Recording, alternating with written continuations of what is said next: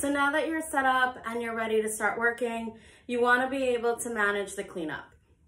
That's cleaning your hands, cleaning your tools, cleaning your drip pan and your wheel when you're done.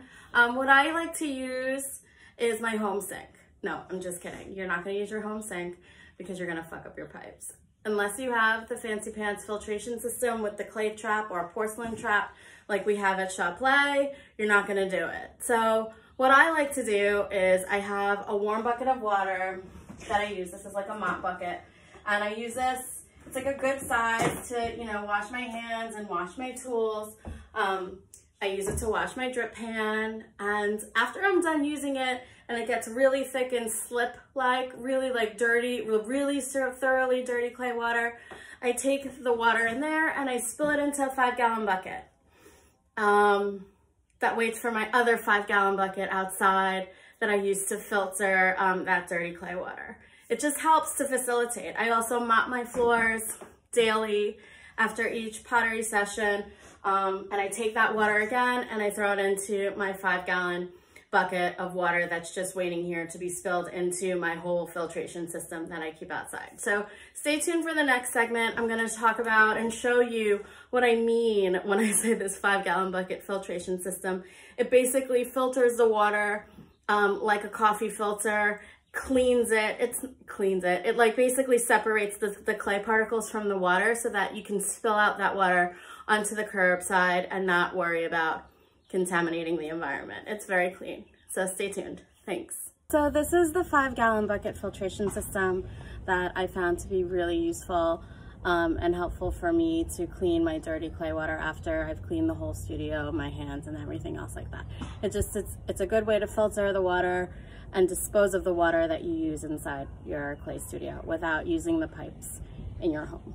So what you're gonna wanna do is you're gonna wanna start with 4 5-gallon buckets. You could use 3. I use 4 because I have a lot of water that I end up having to discard of. You can buy them at your local hardware store or Home Depot. You can sometimes find them on the sidewalk. During recycling days, I found one, this Tide one, or even like I believe bakeries also have extra 5-gallon buckets that I think that they leave out on their curbside as well. So here, let me show you. Bucket number 1, I'm gonna show you this.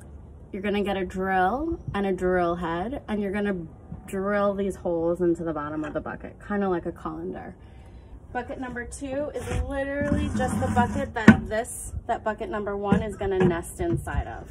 I don't know if you can see this through the light, but there's about 4 inches here of water that you can collect. So once you go over that, the water that you're filtering is just going to basically suspend with the water that you're filtering. Like the water that you filtered is gonna suspend with the water that you're filtering, and it's not gonna really be clean.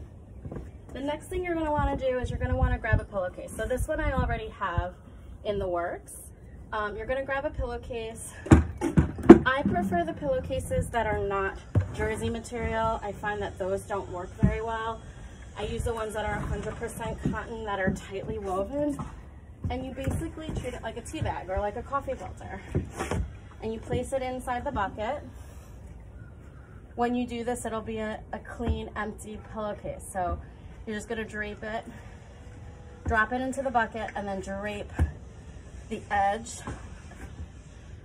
of that pillowcase, and you're gonna fold it outward over the rim of the bucket. So this, like a coffee filter, just like a coffee filter. Okay, just like that. This is my dirty clay water from the studio, inside the studio. I just pour it in. I don't pour it all in because, you know, again, I know I only have 4 inches. And I already have water in here from before that's still filtering out. As it filters through the pillowcase and through the holes of your colander of your Home Depot 5-gallon bucket, it then collects water into bucket number 2, the bottom bucket. Also, what's good about having the 4-gallon bucket system, you have another bucket to hold the water so that you can dump the water from, you can't really see it, but it's pretty clean. And then you take this water and you throw it to your curbside. I throw it on a dirt mound that I have in my backyard, but sometimes you can just, not even sometimes, I would just throw it outside on the street or on that dirt mound. Since you're living in the city, I'm assuming you're gonna put this on your curbside, and it's totally fine and safe for the environment because you've already sifted through the other clay particles. So I hope this is helpful. Utilize this in your home studio. Don't use your sink. Don't make problems for your landlord or yourself if you're a homeowner. And yeah, this will be fun. It's super easy.